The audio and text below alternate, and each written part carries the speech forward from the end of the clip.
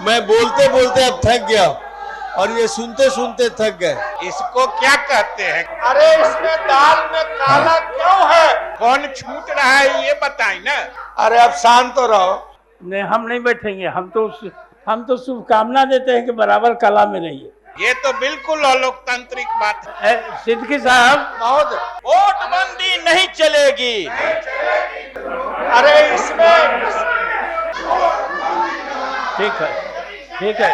ये साजिश रचे हैं। अगर ये पढ़ते हैं तो सरकार की भी सुनी जाए। मतलब एक ही पार्टी को ज्यादा दर्द हो रहा है। आपने इनको कहा नियम पढ़ लेने के लिए, हाँ। ये प्रस्ताव पढ़ने लगे। तो माननीय मुख्यमंत्री जननायक कर्पूरी ठाकुर के नेतृत्व में बिहार विधानसभा में 3-3 दिन तक धरना दिया। नहीं, हम नहीं बैठेंगे।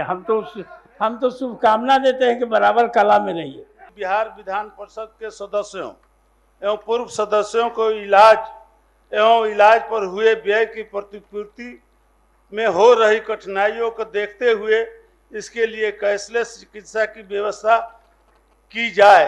हजूर आप भी गए थे, आज कोई हॉस्पिटल कैश नहीं ले रहा है और वहां पर माननीय सदस्यों को इलाज कराने में भारी कठिनाई महोदय हो रही है और इससे अब व्यय से भी हम बच जाते हैं। इसलिए हजूर हमारा प्रस्ताव है कि इसको सदन की अनुमति लेकर इसको लागू करवा दिया जाए। और मैं सदन को जरूर ये आश्वस्त करना चाहता हूं कि अगले 20 दिनों के अंदर माननीय सदस्य और पूर्व सदस्यों को इस व्यवस्था की सुविधा प्रदान करने का निर्णय सरकार के स्तर पे लिया जाएगा। सरकार के आंकड़े के हिसाब से 3 करोड़ लोग बिहार से बाहर नौकरी करते हैं। क्या वो मजदूरी करते हैं? माननीय मुख्यमंत्री जी को संभवतः स्मरण होगा कि जब इस तरह के इश्यूज आए हैं तो माननीय मुख्यमंत्री जननायक कर्पूरी ठाकुर के नेतृत्व में बिहार विधानसभा में 3-3 दिन तक धरना दिए। तो महोदय, जो हमारा कार्य स्थगन प्रस्ताव है इसको पढ़ने की अनुमति दी जाए। मैं पढ़ता हूं।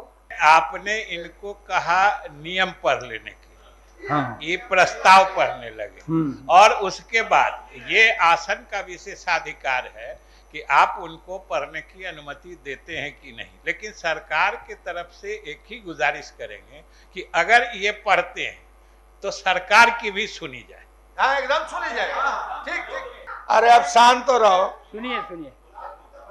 गहन पुनरीक्षण का इतना कठिन और महत्वपूर्ण कार्य को इतने कम समय में तब शुरू किया गया है जबकि बिहार विधानसभा का आम चुनाव का समय बिल्कुल नजदीक है और अभी वर्षा ऋतु के में सब लोग जानते हैं कि बिहार से बड़ी संख्या में मजदूर पंजाब, हरियाणा, दिल्ली सहित प्रदेश के बाहर अन्य राज्यों में रोजी रोटी के तलाश में पलायन कर जाते हैं और छठ के समय ही वे अपने गांव वापस आते हैं।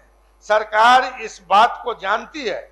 इसके बावजूद भी केंद्रीय सरकार और राज्य सरकार की मिलीभगत से बिहार के मतदाता सूची से प्रवासी मजदूर, जिसकी संख्या लगभग 3 करोड़ है, दलित, अल्पसंख्यक, पिछड़ा, अति पिछड़ा एवं गरीब गुरबा के नाम को हटाकर उन्हें मतदाता के कानूनी अधिकार से वंचित करना चाहती है। इस प्रकार भारतीय जनता पार्टी एवं उनके सहयोगी पार्टी जोर जबरदस्ती कर आगामी विधानसभा के चुनाव में सहयोगी एवं सिद्दीकी साहब महोदय, आप किसी संवैधानिक संस्था पर हाथ नहीं लगा सकते। वर्ष 2003 में भी मतदाता सूची का विशेष गहन पुनरीक्षण का कार्य कराया था और तब विधानसभा का चुनाव 2005 में हुआ था। इस प्रकार मतदाताओं, देखिए, मतदाता इसको सुन लीजिए, आप मेरी तरफ से भी सुनिए। ये जो मामला है सुप्रीम कोर्ट में है न्यायाधीन के अधीन है, इसको यहाँ नहीं उठा सकते हैं आप। तो सुप्रीम कोर्ट पर आपका विश्वास नहीं है? सभापति महोदय, सुप्रीम कोर्ट पर विश्वास नहीं है? महोदय, इसको क्या कहते हैं कि अपनी बात कह के सरकार की बात नहीं सुनना। हाँ, ये तो बिल्कुल अलोकतांत्रिक बात है। आपने पहले ही कहा कि सरकार की बात सुनेंगे। कि यह मामला चूंकि बिहार सरकार से संबंधित नहीं है, इसलिए यहाँ नहीं उठाना चाहिए। नंबर एक। नंबर दो, ये मामला उच्चतम न्यायालय में है, तो इसमें उठाने का कोई प्रश्न नहीं है। तीसरी बात महोदय, चुनाव आयोग ने बार बार स्पष्ट किया है कि कोई सही मतदाता, कोई जो भारत का नागरिक सही मतदाता है, किसी भी हाल में वो मतदाता सूची से बाहर नहीं छोड़ा जाएगा। अभी तो प्रक्रियाधीन है, कौन छूट रहा है ये बताएं ना।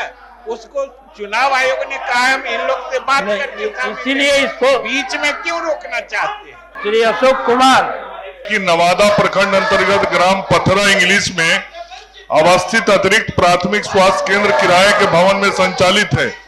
उक्त स्वास्थ्य केंद्र के निर्माण हेतु भूमि चिन्हित कर ली गई है। भवन निर्माण की स्वीकृति मॉडल प्राकलन के आधार पर विहित प्रक्रिया अनुसार कर दी जाएगी। ठीक है, ठीक है। ये मैं प्रश्न 9वीं बार उठा रहा हूँ। 9वीं बार में ये प्रश्न उठा रहा हूँ और मंत्री जी अब तक 2 जगह जो है इस तरह का आवासीय विद्यालय खोल पाया है। मैं बोलते बोलते अब थक गया और ये सुनते सुनते थक गए। मैं आग्रह करूंगा कि 13 जिला में अल्पसंख्यक आवासीय विद्यालय स्थापित करना था। मैं उसकी बात कर रहा हूँ, न कि बदलाव जाए। सुनिए, सदन की कार्रवाई 2:30 बजे अपराह्न तक के लिए स्थगित की जाती है। इसको प्रतिष्ठा का प्रश्न नहीं बनाना चाहिए। ये बिहार का प्रश्न है और गरीब गुरबा का प्रश्न है और अपना मताधिकार का प्रश्न है। तो इसलिए मैं बहुत विनम्रता से सरकार से और सभी पार्टी के लोगों से अनुरोध करता हूं कि इसको प्रतिष्ठा का प्रश्न नहीं बनाया जाए, हाँ ना कि इसमें नहीं देखा जाए। ये बिहार की बात है, इसलिए इस पे महोदय बहस होना चाहिए। जो चीज असंवैधानिक है, जिसका यहाँ पर हम लोग चर्चा नहीं कर सकते हैं, उसकी भी चर्चा आसन से हमने करवा दिया। तो ये आप चाहते हैं महोदय कतई हम नहीं करते हैं कि असंवैधानिक कार्य हम या आप तो करेंगे ही नहीं, हम भी नहीं करेंगे। मगर ये जो फोरम है, इस फोरम में मुझको अपनी बात रखने का अधिकार है और ये पूरे बिहार के लोगों का मामला है। अरे अब आप बता रहे हैं इस पर महोदय अरे भाई एक